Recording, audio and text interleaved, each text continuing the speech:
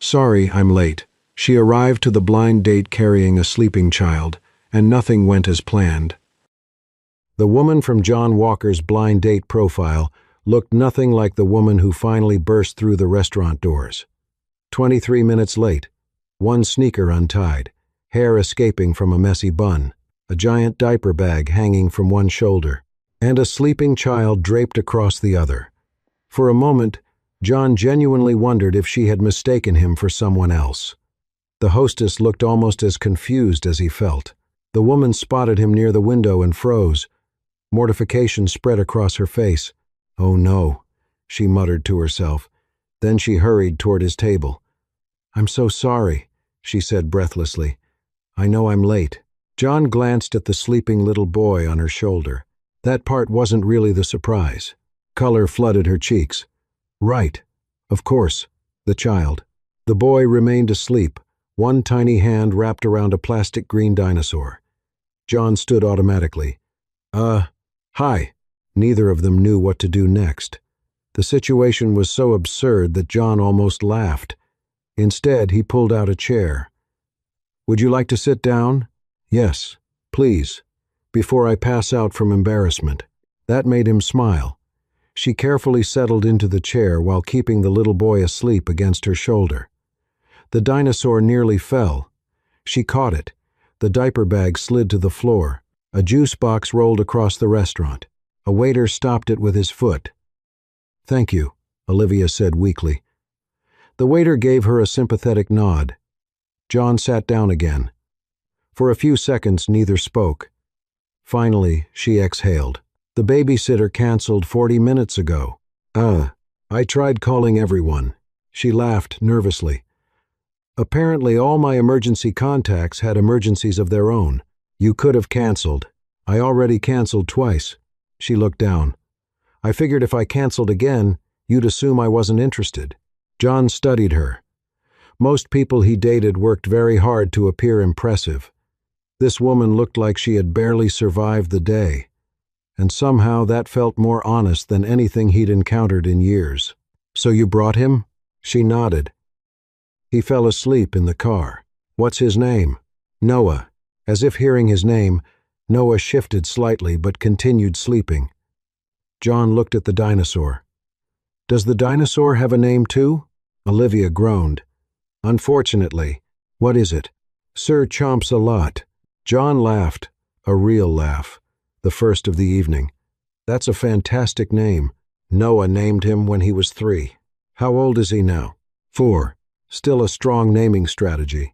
Olivia smiled despite herself. Some of the tension eased.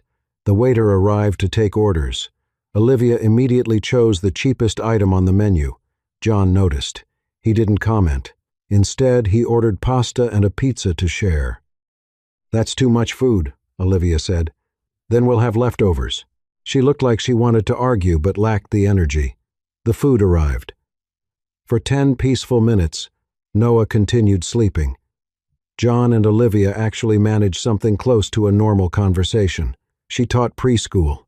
He ran a software company. She loved children's books. He loved hiking and old science fiction movies. She was funny, dry, self-deprecating funny, the kind that caught him off guard. Then Noah woke up. His eyes landed on John. He stared. John stared back. Neither spoke. Finally, Noah pointed. "Who's that?" Olivia nearly choked on her water. "This is John." "Why?" "Because that's his name." "No," Noah said. "Why is he here?" John covered his mouth to hide a laugh. "That's actually a fair question." Olivia looked ready to crawl under the table. "We're having dinner."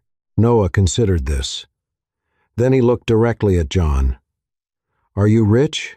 John inhaled water at exactly the wrong moment. He started coughing, hard.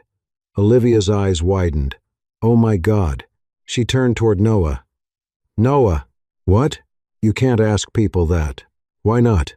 "Because it's rude." Noah looked unconvinced. He turned back to John. "You look expensive." For 3 full seconds there was silence. Then John laughed so hard he nearly knocked over his glass. Olivia buried her face in her hands. "I am so..." So sorry. Please don't be. John was still laughing. That might be the most honest thing anyone has ever said to me. Noah seemed pleased. He immediately reached for a slice of pizza, then another, then half of John's fries, then several bites of John's pasta. At some point, John realized something strange. He was enjoying himself, more than he had during any carefully planned date in recent memory.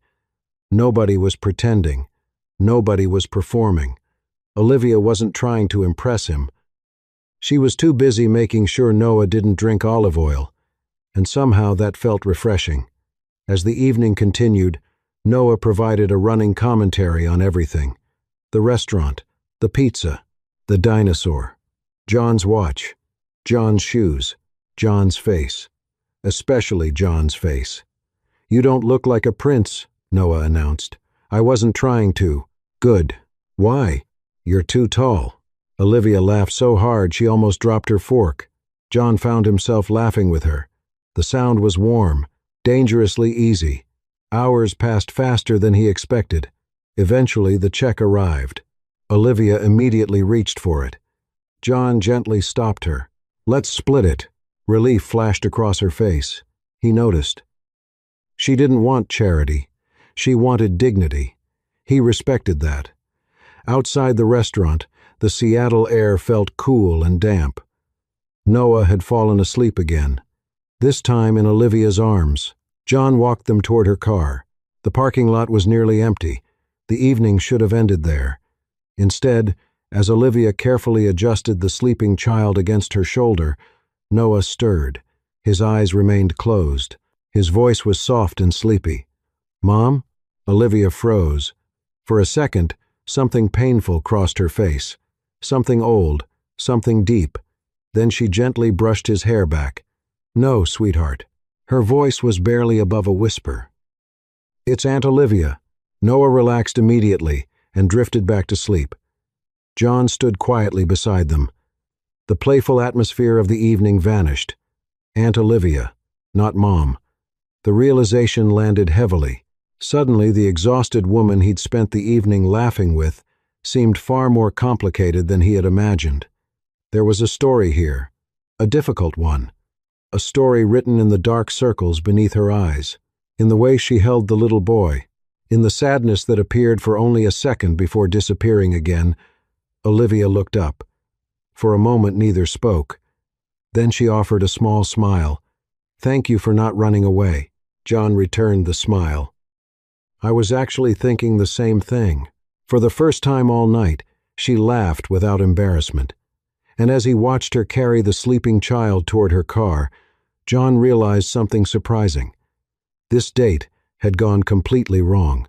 Nothing had happened according to plan, and it was the most interested he'd been in someone in years. John told himself he only asked Olivia out again because the first date deserved a fair attempt.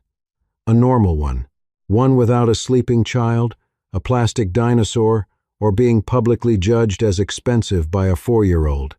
But the second date had Noah too. So did the third. By the fourth, John stopped pretending to be surprised. Olivia always apologized. "I swear I'm not trying to bring a chaperone." And John always looked at Noah, who was usually holding a dinosaur in one hand and a snack in the other, and said, "He's more interesting than most adults I know." Noah liked that. Not enough to call him John, though. From the second date on, he was officially Mr. Fancy Money. Olivia corrected him every time. "Noah, his name is John." Noah shook his head. "No, he has shiny shoes." John glanced down at his shoes. "They are a little shiny." "See?" Noah said. And the name stayed. Their dates became strange little negotiations with real life. Coffee at a park, while Noah climbed the same slide 37 times. Dinner at a diner, where Noah insisted all peas were tiny green crimes. A bookstore visit where Olivia spent 20 minutes reading Noah a picture book about a lonely stegosaurus while John stood nearby, watching the way her voice changed for every character. She was tired all the time. He noticed it in small ways. The way she blinked too slowly when she sat down. The way she kept a spare granola bar in every pocket. The way she checked her phone whenever it buzzed, Not because she was rude, but because some part of her was always waiting for bad news. She taught preschool during the day. 3 nights a week, she worked part-time helping at a community center childcare program. When John asked when she rested, she smiled. Sometimes at red lights, he thought she was joking. Then he saw her do it, just once, for 6 seconds. Still, Olivia never made Noah feel like a burden. 20 minutes after Olivia left, John was not fine. Noah had introduced him to an educational game called Dinosaur Hospital, which somehow required every couch cushion in the apartment, 3 spoons, half a roll of paper towels, and John's tie. Then Noah announced Sir Chomps-a-Lot needed toothpaste. Dinosaurs don't brush their teeth, John said. Extinct, Noah replied. Maybe that's why. John had no argument. By the time he realized Noah had left the apartment door open, the damage was already done. The neighbor's golden retriever, Biscuit, was sitting in the hallway with a stripe of mint toothpaste across his forehead. Noah looked proud. He's a warrior. John stood there holding the empty toothpaste tube. Biscuit wagged his tail. Then things got worse. Noah lost 1 shoe, not both. John searched under the couch, in the toy bin, inside the laundry basket, behind the toilet, and once, in a moment of desperation, inside the refrigerator. Noah watched him with interest. Adults panic weird. Then the final disaster happened. John stepped into the hallway to return Biscuit to his owner. Noah shut the apartment door. It locked automatically. John stared at the closed door. Noah? From inside, Noah shouted, Yes? Open the door, buddy. Can't. Why not? I'm making soup. John closed his eyes. What kind of soup? Cereal. When Olivia came back 20 minutes later, John was sitting on the hallway floor beside Biscuit, who still smelled like mint, while Noah sang loudly inside the apartment. Olivia stopped, looked at John and Biscuit, and the door. Then she laughed so hard she dropped her keys. John had never been happier to be laughed at. I understand now, he said solemnly. Understand what? Why you're tired. Her laughter softened. For one brief second, something tender passed between them. Not attraction exactly. Something quieter. Recognition. After that day, John stopped seeing Noah as an interruption. He became part of the rhythm. And Olivia began to see John differently too. He never tried to impress Noah with money. He didn't arrive with extravagant gifts or try to solve Olivia's life like a business problem. Once, when her car made a terrible sound, he didn't offer to buy her a new one. He asked, Do you want advice? Help finding a mechanic? Or do you just need to swear at it for 5 minutes? Olivia had stared at him, then said, Third option. So they stood in the parking lot while she insulted the car with remarkable creativity. John fell a little harder that day, but not everyone found the situation charming. His mother, Margaret Walker, discovered Olivia because a photo appeared online from a charity event John had attended. Olivia was in the background, laughing with Noah on her hip. The next morning, Margaret invited John to lunch, which meant she had concerns. Margaret Walker did not waste words. She wore pearls like armor and asked questions as if cross-examining the future. She has a child? My friend Olivia is raising her nephew. Your friend? John set down his fork. Yes. Margaret studied him. How old is she? 25. And you're seeing her? I'm getting to know her. That is what men say when they already care. John said nothing. Margaret sighed. I'm not judging her for not having money. I didn't say you were. No. You were preparing to. That was true. She leaned forward. I'm worried because she already has a life full of responsibility. A child, grief, financial strain, exhaustion. And you, John, have always been very good at wanting difficult things from a safe distance. The words irritated him because they were too precise. She's not a project. Good. Margaret's expression remained calm. Then don't treat her like one. His jaw tightened. I'm not. Are you in love with her? The question landed harder than it should have. John looked out the window. Seattle traffic moved slowly beyond the glass. Noah began saving stories for him. At preschool pickup, Noah would climb into the back seat and say, "Don't tell Mr. Fancy money yet." When he built a crooked block tower, he wanted a picture sent to John. When he learned the word herbivore, he demanded John be informed immediately, because he probably doesn't know. John always answered, sometimes with a serious reply, sometimes with a dinosaur fact. Once with a voice message saying, "Please tell Professor Noah I respect the Stegosaurus lifestyle." Noah played it 7 times. Olivia smiled every time, then felt terrified after. Because children did not fall in love carefully, they trusted with their whole tiny bodies. They leaned in before checking whether someone was staying.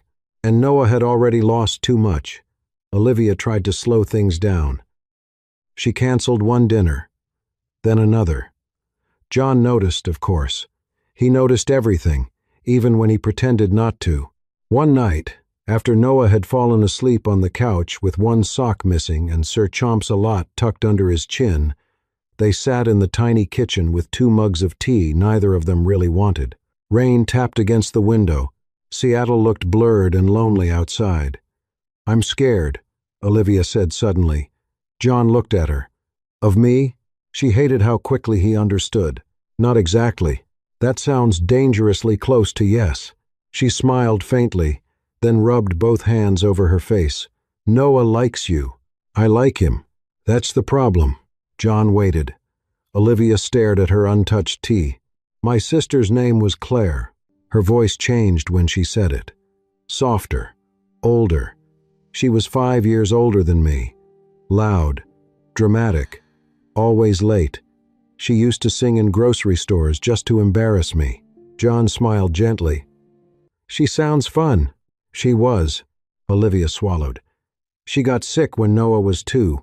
The rain filled the silence between them. At first, we all said the normal things people say. Treatment, hope, fight. But eventually the words changed. Hospice, papers, custody. John said nothing. That was one of the things Olivia liked about him. He didn't rush to fill pain with sentences. She continued. "Near the end, Claire made me promise Noah would never go into foster care. She was terrified of him becoming a file on someone's desk." Olivia pressed her thumb against the mug. "I was 23. I had no idea what I was promising. I just knew she was dying, and she needed to believe her son would be loved." Her eyes shone. "So I promised." John's voice was low. "And you kept it." "I'm trying." "You are." "No," she said quickly. "I feed him. I get him to school. I pay rent late, but eventually. I remember dinosaur pajama day. But sometimes I'm so tired I put cereal in the fridge and milk in the pantry. That sounds survivable. It doesn't always feel survivable." The honesty frightened her. She hadn't meant to say that much. John reached across the table, not taking her hand, just resting his fingers close enough that she could choose. After a moment, she did. His hand was warm, steady. For a while, they sat like that. No plan, no solution. Only rain, tea, and the quiet permission to be imperfect. When she finally looked at him, he was already looking at her. The space between them changed. It was not sudden. It had been changing for weeks. In parking lots, bookstores, playgrounds. In every small moment where he stayed when leaving would have been easier. John stood first. Olivia did too. Neither seemed to know why. They were close now, too close to pretend. His gaze dropped briefly to her mouth. Her breath caught. He lifted one hand and tucked a loose strand of hair behind her ear. It was such a small gesture that it nearly broke her. "Olivia," he said softly. She did not move away. The kiss almost happened. Almost. Then a tiny voice said, "I need emergency cereal." They jumped apart like guilty teenagers. Noah stood in the hallway wearing full dinosaur pajamas, complete with a stuffed tail dragging behind him. His hair stood up on one side. He held an empty plastic bowl. John cleared his throat. Olivia turned toward the cabinet so fast she nearly hit her hip on the counter. What kind of emergency? Noah yawned. The hungry kind. John looked deeply serious. That's one of the top emergencies. Olivia shot him a look. He looked innocent. Noah shuffled into the kitchen and climbed onto a chair. Were you guys doing grown-up whispering? No, Olivia said too quickly. Yes, John said at the same time. Noah considered them both. That's suspicious. The moment was ruined. Or maybe saved. Olivia poured cereal while John found a spoon. Noah ate half asleep, wearing his dinosaur tail, while the two adults avoided looking at each other and failed badly. But after John left that night, he sat in his car for a long time, because his phone contained an email he had not told Olivia about. Boston, a serious expansion opportunity. A partnership that could change his company's future. The investors wanted him there for at least a year, maybe longer. He had spent his entire adult life building toward a door like this. He thought Noah was busy. He thought the call was harmless. Yes, John said quietly into the phone. I understand the Boston timeline. Noah stopped moving a toy triceratops. John lowered his voice. No, I haven't made a final decision. But if I accept, I know I'd need to relocate for the first year. A plastic dinosaur slipped from Noah's hand. John turned. Too late. Noah was staring at him. His little face had gone still.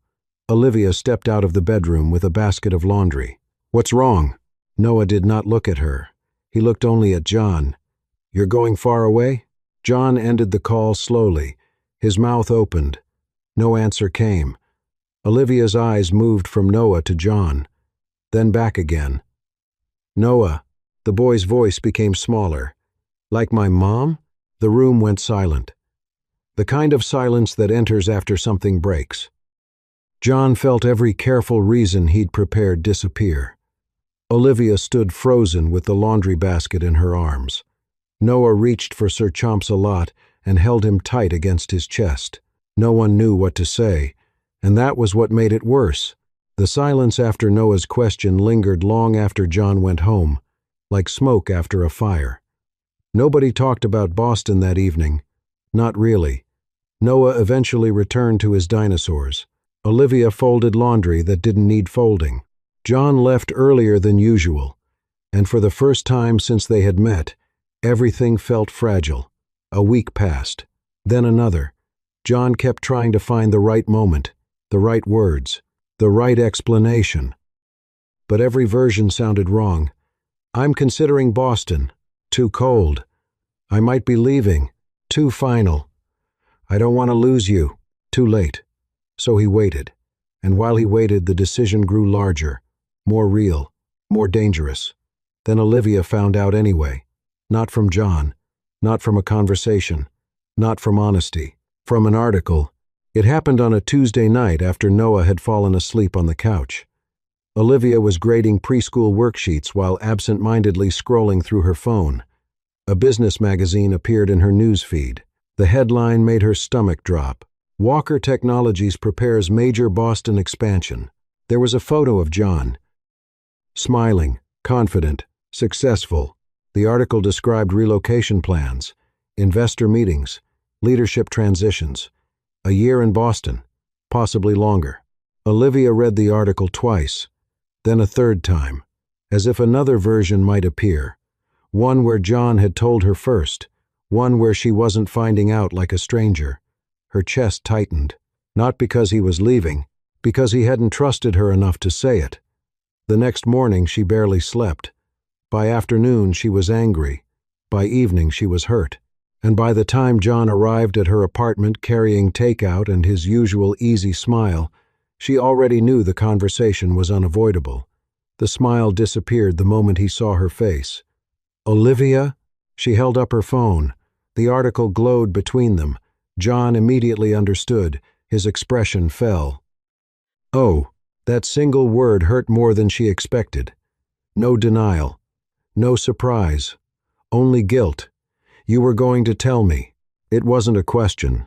It was a challenge. Yes. When? John hesitated. That was enough. A bitter laugh escaped her. Wow. Olivia. No, seriously. She set the phone down. Wow. I was trying to figure it out. Figure out what? How to explain it? She stared at him.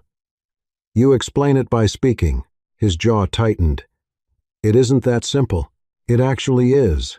For weeks she had convinced herself John was different, reliable, honest, safe.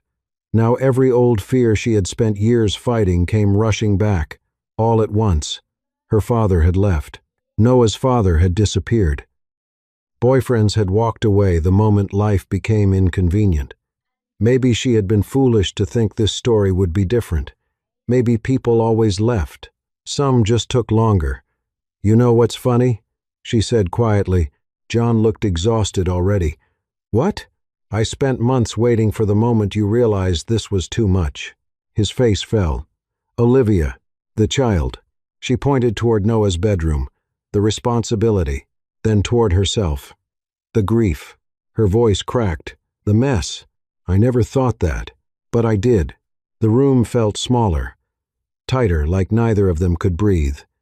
John stepped forward. I care about you. I know. I care about Noah. I know. Then why are you acting like I don't? She laughed again.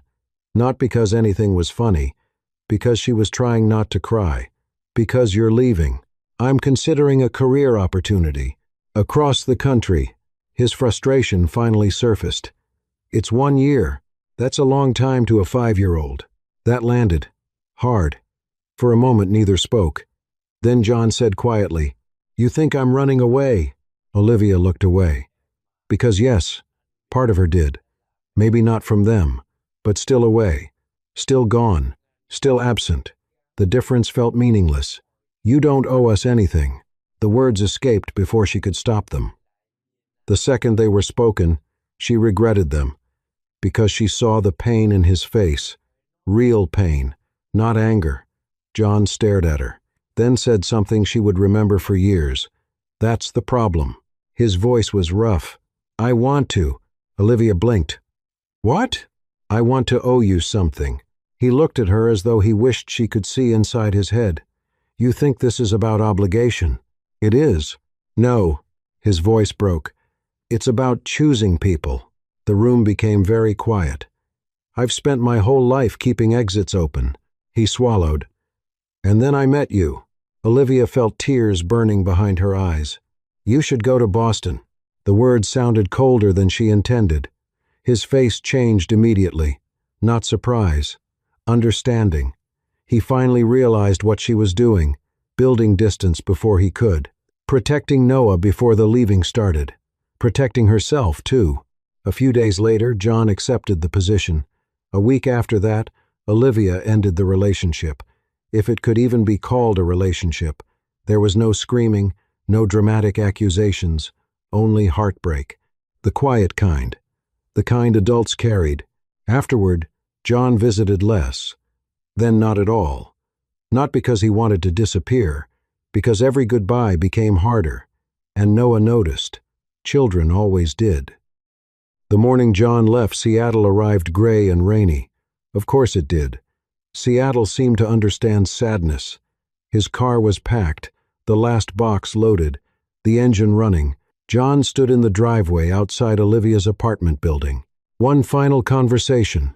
One final goodbye. Neither knew what to say. Olivia wrapped her arms around herself, trying not to cry, failing. John looked at her for a long moment, then nodded, as though accepting something neither of them wanted. He turned toward the car. That was when a small voice shouted behind him, Wait! Noah. The boy came running across the wet pavement. Pajama pants. Jacket half-zipped. Hair completely wild. John. John immediately crouched down. Hey, buddy. Noah stopped in front of him, breathing hard, then reached into his pocket. For a moment, John thought it might be a note. Instead, it was a small plastic dinosaur. Green, scratched, well-loved, Sir Chomps-a-lot. Noah pressed it into his hand. John stared. Noah. The boy shrugged, trying very hard to be brave. You can borrow him. John felt his throat close. Borrow him? Noah nodded. Until you come back. For one dangerous second, John almost broke, almost promised, almost said exactly what Noah wanted to hear. But children deserved better than promises made from guilt. So instead he closed his fingers around the dinosaur, very carefully, as if it were something fragile, something priceless. Thank you. Noah threw his arms around him. John hugged him back, holding on longer than he should have. When he finally stood, his eyes were shining. Olivia noticed. So did Noah. Neither mentioned it. A few minutes later, John got into the car. The dinosaur sat on the passenger seat beside him. As he drove away, he looked once in the mirror. Olivia stood with one hand on Noah's shoulder, growing smaller, farther away, until finally they disappeared from sight. And for the first time since meeting them, John understood something terrifying. Leaving had never been the hardest part. The hardest part was wanting to come back. 1 year later, John Walker came back to Seattle. Not because Boston had failed. It had done the opposite. The expansion succeeded faster than anyone predicted. His company grew. Investors celebrated. Business magazines praised his strategic vision, which John found funny because the most important thing he had learned that year had nothing to do with strategy. It had to do with showing up. Every Sunday at 6, he called Noah. Every Sunday, Noah would appear on screen with crumbs on his shirt and a dinosaur in hand. Hi, Mr. Fancy Money. It's John. No. And that was that. John mailed Sir Chomps a lot back after 3 months, but Noah immediately sent him another dinosaur. For emotional supervision. He didn't miss Noah's 5th birthday. He joined through video while wearing a paper dinosaur hat Sarah had mailed him. Olivia laughed so hard she cried, then pretended she hadn't. Over the year, John and Olivia spoke carefully at first, then honestly, then often. Not like people rushing back into romance, like people rebuilding something brick by brick. Olivia learned the difference between a man leaving and a man staying connected across distance. John learned love was not proved by one dramatic return. It was proved by remembering small things when no one applauded. Then Sarah called Olivia one Friday afternoon and stopped. John was already there. Noah sat in the chair between them wearing a bow tie over a t-shirt with a roaring T-Rex. Sarah stood near the hostess stand, smiling like a criminal mastermind. Olivia stared at John. What is this? John stood. A blind date. She laughed once, breathless. With someone I already know? That's the best kind. Noah slapped a paper onto the table. I'm in charge. Across the top, in large crooked letters, it read, Application to date my aunt. John picked up the pen. Olivia reached for the paper. Noah, but John was already signing. You didn't read it, she said. I trust the author. Noah looked pleased. Olivia took the paper and read the rules. No disappearing, no lying. Must watch dinosaur movies, must come to school performances, must not make Aunt Olivia cry in the bad way. Her eyes blurred at the last line. John's voice softened. I can agree to those. Noah nodded seriously. Good. Also, pancakes. That wasn't on the paper. I added it in my heart. John nodded. Fair. Dinner was ridiculous. Noah stole John's bread. Sarah toasted herself for excellent emotional manipulation. Olivia laughed more than she had in months. After dinner, Noah ran to show Sarah that John had signed the application. John and Olivia stood alone near the window. For a moment, neither spoke. Then John said, Our first date, you were 23 minutes late. Olivia smiled. I know. He shook his head. No. He reached for her hand. Everything important in my life arrived later than I planned. Her smile trembled. And was it worth waiting for? John looked at her like the answer had been obvious for a year. Yes. That night, the three of them walked along the Seattle waterfront. Noah ran ahead with his plastic dinosaur raised toward the wind. Olivia's hand rested in John's. No one promised forever. No one pretended love would be easy.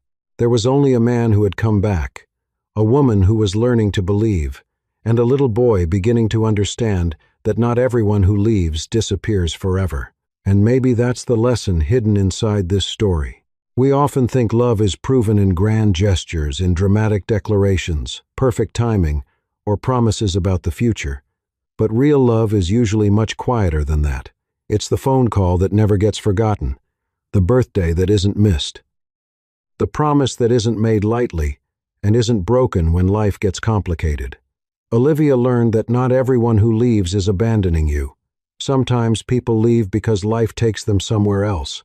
The real question is whether they keep finding their way back. And John learned that love isn't about rescuing someone. It's about choosing them, again and again, even when it's inconvenient, imperfect, or difficult. From my point of view, the most touching moment in this story wasn't the first date, the goodbye, or even the reunion. It was a little boy handing over his favorite dinosaur and saying, "You can borrow him until you come back," because trust is the most precious thing a child can give, and John spent an entire year proving he deserved it. Now, I'd love to hear from you. If you were Olivia, would you have trusted John again after he left for Boston? And if you were John, would you have taken the opportunity and moved away, knowing what it might cost? Share your thoughts in the comments below. And if you love this story, don't forget to like this video, subscribe to Soul Stirring Stories, and turn on notifications so you never miss our next journey. Until next time, take care of yourselves and of the people who keep showing up, even on ordinary days.